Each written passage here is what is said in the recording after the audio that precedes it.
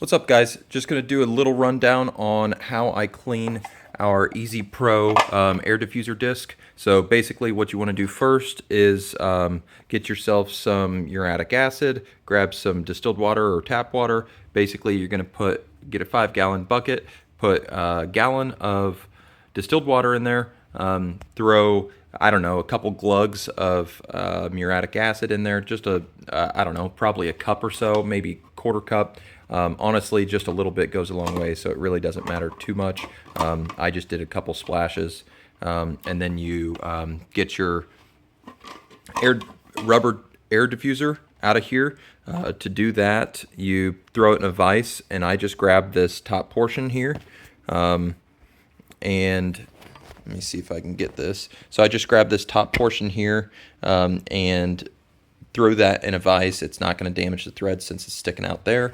And then you can take a flathead around here. You can take a flathead screwdriver and basically kind of pry that open all the way around just to release the threads, because there is gunk stuck in the threads that kind of makes it seal, and then it's really hard to get unstuck. But if you use a little flathead, pry it open a little bit, it helps a ton.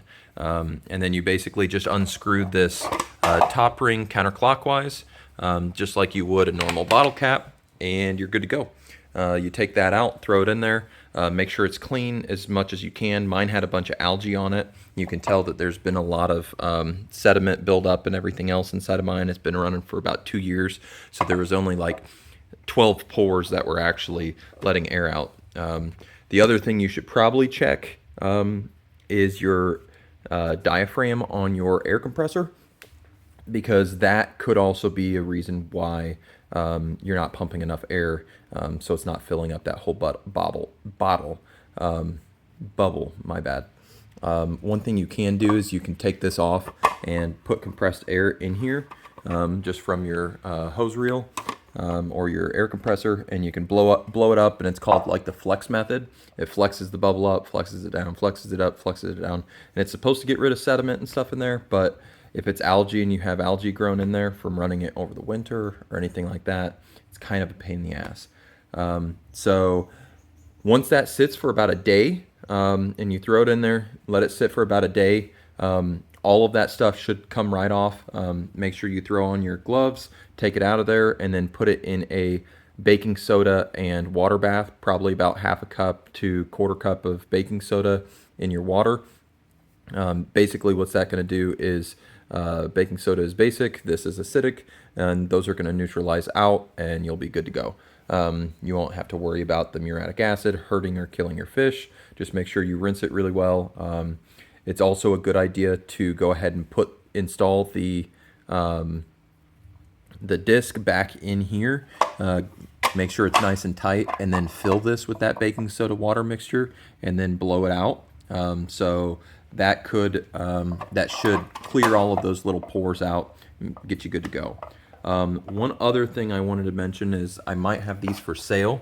This would be a EasyPro Pro bottom drain riser. So basically, if you installed your bottom drain a little too low, or if your bottom drain is sunken in like mine has, this basically just sits and kind of creates a suction over that bottom drain and doesn't allow anything to get under it, because it's the ground's built up too much around it. So I've got these for sale. They're inch risers. So basically you throw that on there. They're all connected, that way they won't fall off. I had a problem whenever I was making my own little ones, just out of PVC, because that's all I had at the time. I made these, and I'd throw them all on, and I'd tip it over, and one of them would fall off, and I'd have to go diving in my pond to try and find it, and everything else. It's a pain. So what I found is just doing this is really, really good. So this shouldn't hurt your fish. It should be perfect for it. Everything's rounded, that way if your fish rub against it or anything like that, nothing's really going to get caught on it. This sits flush, or as flush as it can with this, so it still has all this room for debris to go into your bottom drain.